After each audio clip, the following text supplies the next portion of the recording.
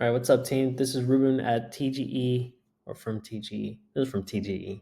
All right, so I have a trader here who has a problem. He said he has a $1,500 account and he struggled with strategy. Okay, so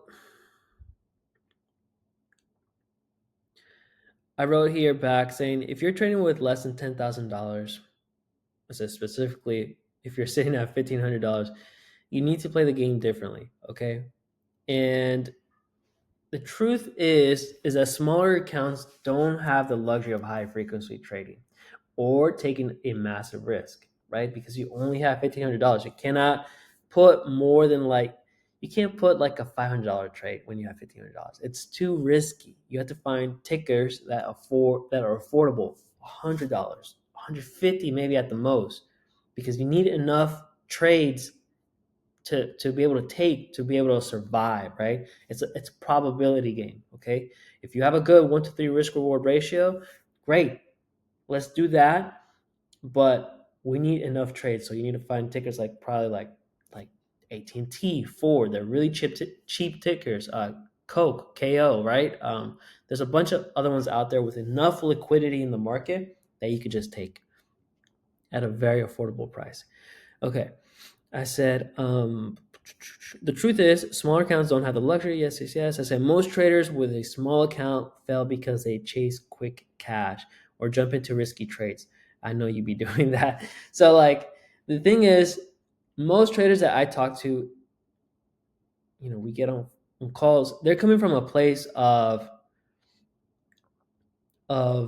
desperation.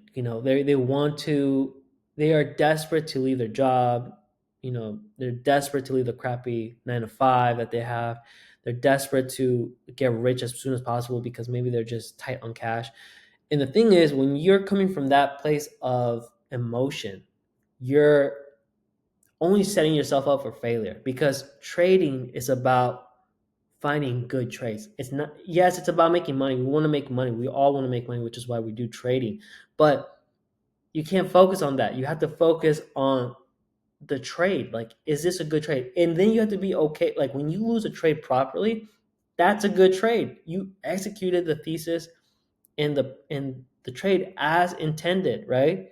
That's a good trade. You have to get out of there and say, most traders are gonna be like, damn it, like I lost money and I can't, I lost my money. I'm losing my $1,500. But the truth is, you have to be okay. You have to come out of that saying, okay, I lost, but that was a good trade. I followed the plan as it was supposed to be, right? So it's about the process, not the result, right? As cliche as that sounds, it's the truth. When you come from a place of desperation and trying to make a lot of money really, really quick, it makes you oversize, and you cannot afford to oversize. It's the number one reason, okay? It's the number one reason why traders fail. Do not oversize. I've seen it happen with folks that had $1,500. I've seen it happen at folks with $30,000 and even like $500,000. Okay, there's a video that I made recently where a trader took 75K to 148,000 dollars, and then they dropped it all the way down to $2,000. That sucks. Okay, so don't do that. Most traders with small account fail because they chase yes. So I say, if you're still building, I recommend swing trading leaps, and leap options are your best friends. Okay, I love options. I think the option world is capital efficient. Okay, because swing trading stocks, it's expensive. Like, you need a lot of capital, and most of the time, if you're starting at $1,500, you can't afford to swing equity, right? You need leap options are your best friend, but finding trades that save you, like, okay, so in option world, you can buy expirations, right? It's all based on expiration. So, like, if you get a contract that is a year out, sometimes we have massive red days in the market or intraday movements. If you get something that is a year out, it'll save you from those intraday movements, right? So you don't have to worry about petty little things in the market or about emotional decisions or political events. Like, you'll be okay. I think leap options are your best friend as well too. And also, the other beautiful part about it is that you're you're avoiding like, or what I'm saying is that you can collect premium, option premium, a lot faster because the deltas are so much higher. Okay.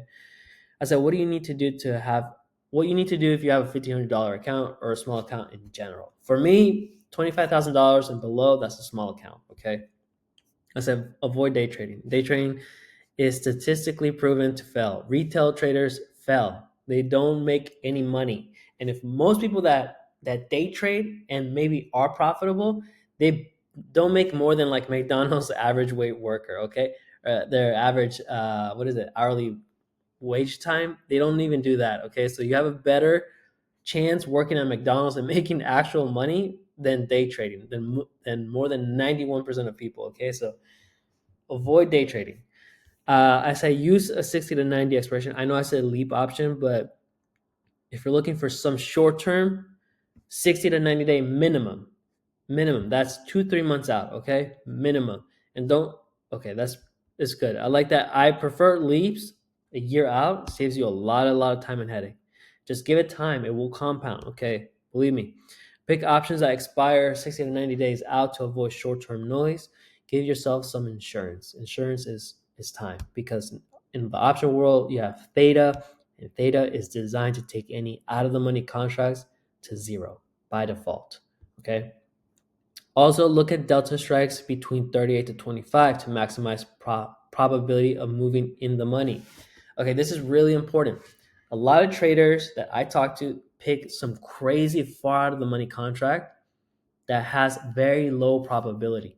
When you're learning to trade options, or if you know how to trade options and know some basics, there is a Greek called the delta. And there's a surface level definition, but then there's the next level definition, which is probability. Like, what's the probability of this contract that I'm picking to go in the money, to have come out profitable? Think of it this way. Like, if you pick a contract and it says 50 delta, then it has a 50% chance of going in the money or out the money. Okay. That's a pretty high chance, right? Now, if you pick a contract and it says 10 delta, you have a 10% probability. That's very, very low. I say 25 is the max, the farthest out of the money delta that you should pick, because um, by default, the 25 delta typically has this tendency of saying like, this is from the current price, this is where price may go to by this expiration date. So that's why I say 25. It I think it has like a 68 or 70% probability of being true. So that gives you already high probability, right? Of the 25 delta.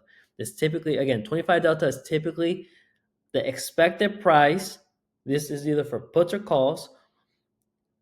It's the expected price of the price from where it's currently at. So if it's $100 and $102 strike is at 25 delta, that's a 70% chance of the current price to get to that strike by that given date. Okay, whatever expiration date you're looking at. I hope that made sense. Okay, trade leap options. Yes, like I said, I'm a big fan. We're a big fan of leap options in TGE Max. I said leap options are some of our favorite here inside TGE Max because it reduces stress and it allows the trade to develop. It takes time for trades to develop, and by buying time, you allow yourself to be able to breathe, go enjoy the day, go to work, do this or that, right? Instead of starting out at 25 delta, like I said above, we start at 48 to 50 delta, right? So the contracts are a little bit more expensive depending on the security that you're looking at. But this means though that for every dollar move, we're getting a bigger payout upfront, which is why we love leap options. Okay. We're not trying to double our money overnight. We're just stacking predictable compounding wins. Next step. Okay. What's the next step here? Paper trade. I said, for the love of God, please do not put real money on the line until you've tested a strategy for at least 2 to 3 months. I said, you can find a strategy inside TGE Free, and I teach you how to find undervalued or overvalued stocks based on EPS and expected move. Okay. So this is by utilizing one, the fundamentals, whatever like the earning reports say, and then the expected move is about using like the straddle method where you get the ask for both the calls and the puts, and then you can also get like two strangles out the money, and then you could just add them up, and then that gives you kind of like an expected move. And that's using math to your advantage. Okay, that's how you win. That way you're not like, oh, I think it's gonna go here, I think it's gonna go there. This is all like 68% chance probability. So use the EPS and expected move. Paper trading will help you build confidence and avoid emotional decision making. Once once you've been successful at that, go ahead and try out a small account of $1,500 to $2,000. By then, I hope you're working. If you only have $1,500, I hope you're working enough to put more money, at least $2,000, to give you enough capital to trade the strategy that you're learning here on Paper Trade. The goal is to be consistent and attempt to be profitable for 4 to 6 months, even if that means 1% gain. Okay, be consistent. It's not like a you don't let it go to zero. Do not blow out the account. I said, and just to prove it to you, okay, just to prove it to you, one of our earliest TG Max members who started in June of 2024 started with $1,700 and grew to 25K in just 7 months. So January of 2025, he's like, I'll be at 25K this week. We said that's awesome. Like he made a nice bonus, right? It's very, very possible. And he learned the same principles that I'm telling you here, okay? And that you'll be able to find in the community. Okay, that's half of a median American salary starting from almost nothing, right? So it's not impossible, but you have to be meticulous about the trades you take. Strategy, patience, and execution matter more than anything. Too many traders burn their accounts chasing instant riches, but trading isn't about gambling, okay? It's about risk management. We are risk managers, not risk takers. The goal is to grow your capital and not get lucky. And the way we do that is by using math and fundamentals. Start small, focus on discipline, build experience, and by the time you gather $10,000 of capital to trade with, you'll have the knowledge and execution skills to scale. And that's when trading really starts working in your favor. Okay. And I say like gathers $10,000, right? Because you don't want to start from $2,000 and build it to 100,000. You rather start from 10,000 and build it to 100. That gives you a better probability. All right. So that's it. Like if you're looking to start with a $1,500 account, then